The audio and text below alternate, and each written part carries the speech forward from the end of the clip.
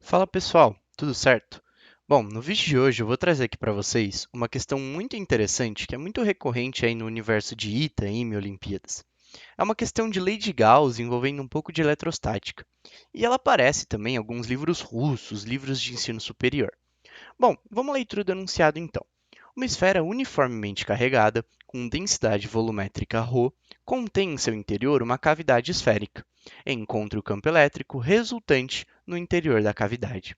Pessoal, o bizu para essa questão aqui é assim, existem algumas maneiras de resolver essa questão. Existe uma forma tridimensional da gente encontrar o resultado dessa questão, mas envolve muita integral. Então a gente vai pelo caminho mais fácil, pelo caminho mais prático e que na hora da prova seria a sua saída. Bom, vê se vocês concordam comigo. Concorda comigo que eu posso escrever o seguinte, ó. É como se a gente fosse fazer uma soma.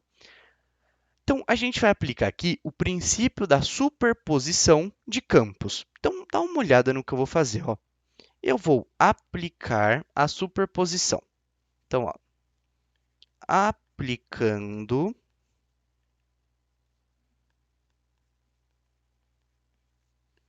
a superposição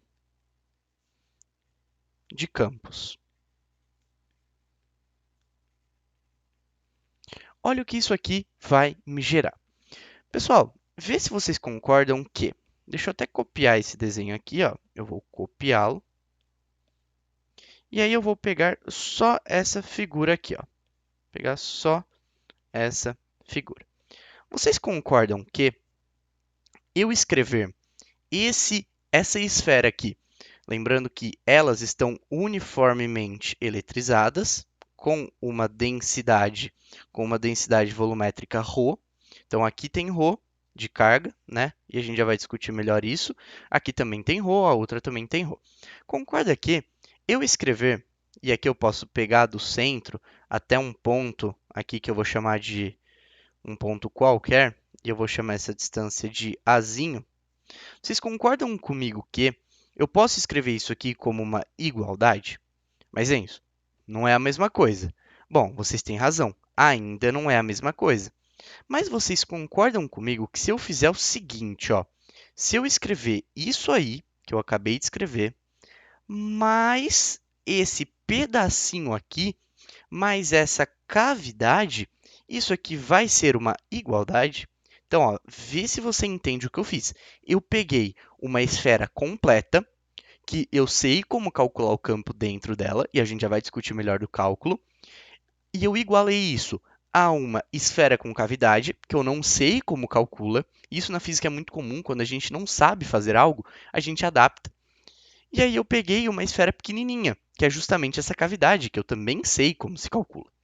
Bom, então vamos lá. A gente vai desenrolando aqui, a gente vai tentando chegar nos nossos resultados. Vamos pensar junto, que eu tenho certeza aí que a nossa resposta vai sair. Bom, então eu vou pegar daqui um certo ponto B, né?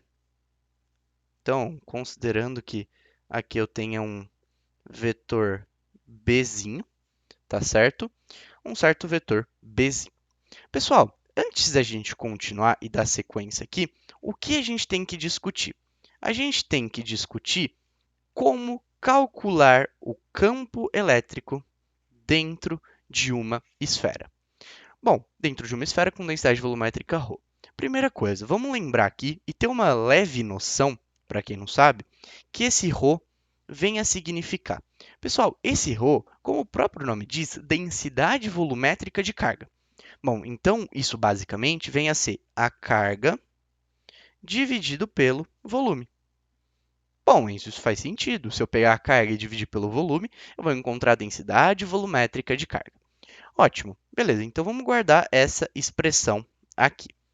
Agora eu vou utilizar uma expressão muito comum, que é a famosa lei de Gauss. Então eu vou até pegar aqui a cor azul para a gente utilizar a lei de Gauss.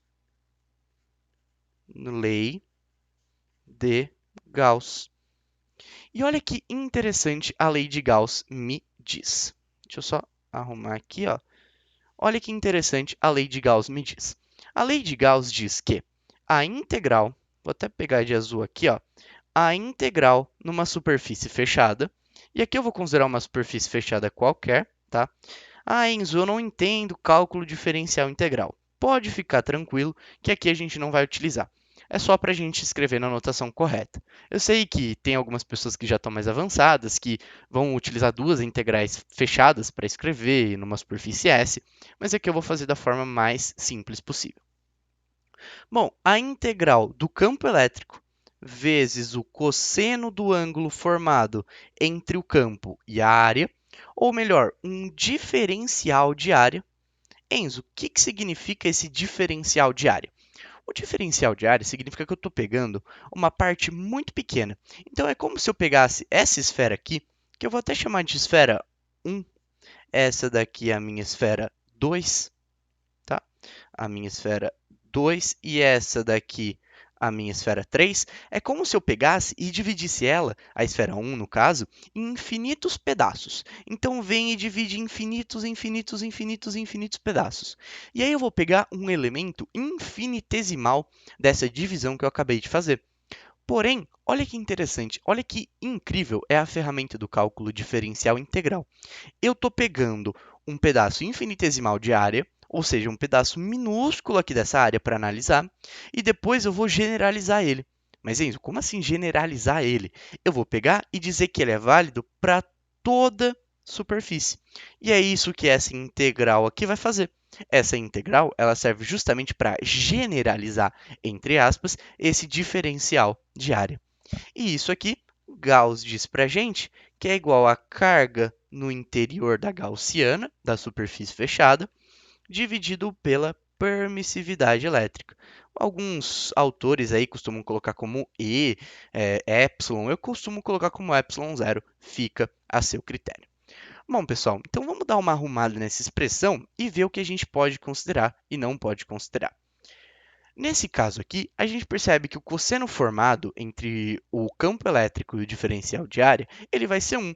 Então, se eu colocar, né, o cosseno do ângulo vai ser 1, então se eu colocar ele ali, não muda em absolutamente nada na nossa resposta. Bom, então, olha o que eu vou fazer. Eu vou reescrever essa expressão da seguinte maneira. Como a gente sabe que esse campo vai ser constante, não vai ter uma variação desse campo, eu vou tirar ele da integral. Ele é uma constante, ele pode ir para fora da integral. Então, eu vou ficar com E, que multiplica a integral nessa superfície fechada de dA. Alguns autores costumam colocar ds, tá? De dA, igual a carga no interior, dividido por epsilon zero. Beleza, Enzo. Agora, a gente tem que lembrar algumas propriedades da esfera. A gente pode lembrar que a área de uma esfera é 4πr², enquanto o volume de uma esfera é 4/3 de πr². E isso vai ser crucial para a gente resolver. Por quê? A gente está em busca justamente do campo elétrico. Então, vamos lá. Ó.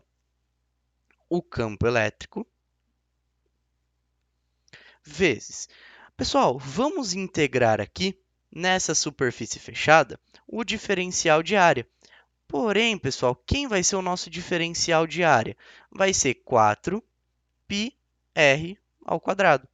É justamente essa a ideia do nosso diferencial de área. A gente está analisando uma superfície infinitesimal. Por isso que eu até digo, eu só coloquei essa integral aqui para ficar mais correto, para ficar mais bonito. Mas você não precisa colocar. Isso aqui igual a... Pessoal, o campo é o que a gente está querendo achar. 4πr² a gente conhece, porque são características geométricas. A carga no interior, a questão não me forneceu. Além de ser uma questão literal, ela não me forneceu. Bom, então eu preciso dar um jeito de sumir com essa carga. E olha a jogada que eu vou fazer agora. Eu sei quanto vale a densidade volumétrica. Ele diz que vale ρ. Então, eu vou pegar essa relação 1 aqui e vou dizer que ρ vezes o volume da esfera é igual à carga que tem dentro dessa gaussiana.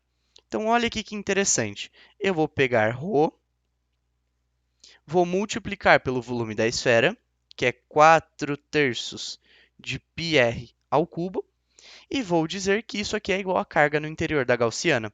Então, essa relação aqui é muito, muito, muito importante. E aí você vem e escreve aqui, ó, ρ vezes 4/3 de πr².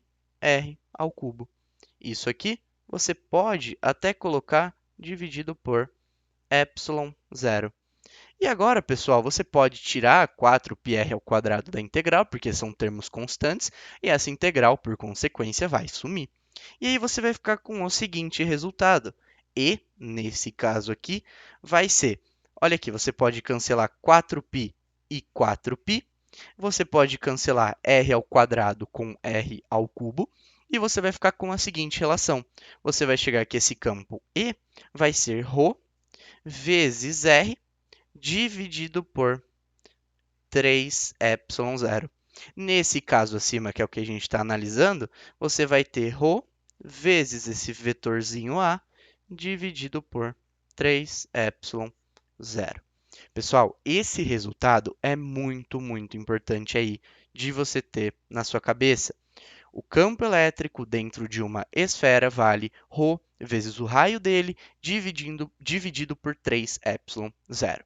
Esse resultado é muito importante e vai ser crucial na resolução da nossa questão. Agora, pessoal, vamos pensar no seguinte, ó. A gente sabe o campo desse carinha aqui, que eu vou dizer que ele vale E1, certo? Posso até colocar em notação vetorial aqui, se você preferir, pode colocar. Agora, olha o que eu vou fazer, ó. Eu conheço o campo desse cara, E1. Eu não conheço o campo desse cara. Não conheço, de fato, é uma coisa que eu não conheço, é o que a gente está querendo achar. Então, aqui eu vou colocar um tiquezinho verde, que a gente conhece. Aqui eu vou colocar o E2, e aí eu vou colocar um vermelho, que a gente não conhece. E aqui eu vou colocar um E3. Poxa, Enzo, mas esse E3 eu sei calcular. É o campo elétrico dentro de uma cavidade uniforme. Ela não tem ela dentro de uma esfera uniforme, ela não tem cavidade, não tem nada. Então, ótimo, eu consigo calcular. Então, vamos só escrever aqui E3, opa, de preto aqui. E3 vai ser o quê? Vai ser ρ vezes o raio, e aqui eu disse que vale B, dividido por 3 epsilon zero. Mas, Enzo, calma. Você está me dizendo, então, que você conhece dois campos, você conhece dois desses campos, e aqui você tem uma conta de soma. Você tem uma soma, basicamente. É exatamente isso, meu amigo. Então, olha o que a gente vai fazer aqui. E olha que interessante a gente vai fazer aqui. Antes de tudo, dá uma olhada aqui, ó. Vê se você concorda que eu posso escrever a seguinte notação vetorial. Então, ó, eu vou colocar aqui o vetor Azinho. Logo aqui eu vou colocar o vetor D. Até colocar de outra cor, pessoal, para você poder enxergar e para ficar didático, tá bom? Espero aí que você consiga entender dessa maneira, ó. Vai ter aqui o vetor Dzinho, e aqui eu vou colocar um vetor, que é o vetor B. Então, vou até pegar outra cor, pegar o vermelho, e vou colocar esse vetor B aqui. Ele está um pouco mais inclinado, mas aqui tudo bem. Só não quero que você ache que isso aqui é um triângulo, tá? Um triângulo retângulo, porque não é. Porque esse vetorzinho B está um pouco inclinado, é que o próprio programa aqui ele tenta alinhar os pontos. Mas, pessoal, vê se você concorda comigo. Vê se faz sentido na sua cabeça eu dizer para você que o vetor A ele é a soma dos outros dois vetores, ele é a soma de D mais B. Isso aqui faz sentido para vocês? Isso aqui é uma soma vetorial, pessoal. Eu estou dizendo que o vetor A é igual ao vetor D mais o vetor B. Pessoal, olha que interessante agora. Vamos guardar essa relação aqui. Eu vou até grifar ela de rosa para a gente deixar ela guardada aqui. E vamos voltar para a nossa ideia aqui. Pessoal, a gente discutiu que E1 é igual a E2 mais E3. Isso aqui pela superposição de campos. Superposição. Certo. Então, vocês concordam comigo que eu posso subtrair E3 dos dois lados? Pode. Se você subtrair E3 dos dois lados, e deixa eu até trazer esse cara aqui para cima, ó, para ficar um espaço maior aqui para a gente, se eu subtrair E3 dos dois lados, ou como muitas pessoas costumam chamar, passar esse E3 dividindo, eu vou ter o seguinte, ó, eu vou ter E1 menos E3, então E1 menos E3 é igual a E2. Eu conheço E1, eu conheço E3 e eu estou querendo saber E2. Nossa, Enzo, escreve isso para mim então. Olha aqui, ó, vamos escrever juntos. Eu vou dizer para vocês o seguinte: E1 a gente sabe que é ρ vezes esse vetor A dividido por 3ε0. Subtraindo quem, ó, a gente sabe que vai ser ρ vezes B dividido por 3ε0. Isso aqui é igual ao campo 2. Então, pessoal, agora a gente vai continuar a nossa questão. Vou copiá-la aqui para dar sequência à ideia. Eu vou colocar o ρ dividido por 3ε0 em evidência. E eu vou ficar com ρ vezes A, o vetor A, menos o vetor B, dividido por 3ε0 é igual a E2. Isso aqui é igual ao campo 2. Pessoal, só que vamos lembrar aqui a ideia que a gente tinha discutido. A gente tinha visto que o vetor A é igual ao vetor D mais o vetor B. Então, vê se você concorda que eu também posso escrever que o vetor A menos o vetor B é igual ao vetor D. Bom, eu simplesmente passei esse vetor B subtraindo, ou subtraí o vetor B dos dois lados. Então, dessa relação, eu posso tirar essa outra relação aqui, que eu vou até grifar de amarelo para ficar em destaque. Então, ó, da relação de cima, eu posso extrair essa outra relação aqui. E aí fica muito interessante para a gente, porque quem que surgiu aqui? Vetor A menos vetor B. Pessoal, nisso aqui, a gente vai poder matar nosso problema. Como assim, Enzo? Rho. Quem que é o vetor A menos o vetor B? É justamente o vetor D, dividido por 3ε0 é igual ao campo elétrico em 2. Pronto, essa daqui era a resposta que a gente estava procurando. Rho vezes o vetor D dividido por 3ε0. Esse aqui é justamente o campo elétrico gerado dentro de uma esfera com cavidade. Um resultado muito interessante para você ter aí na sua cabeça e no seu caderno de bizu para chegar no dia da prova e já ter, ó, rapidinho aí esse resultado. Pessoal, uma questão muito boa, uma questão com cara de ITA, cara de IME, que eu aposto muito em uma muito parecida, no mesmo modelo aí, em alguma das provas. Pessoal, agradeço muito quem assistiu até aqui, espero muito que você tenha gostado e até o próximo vídeo.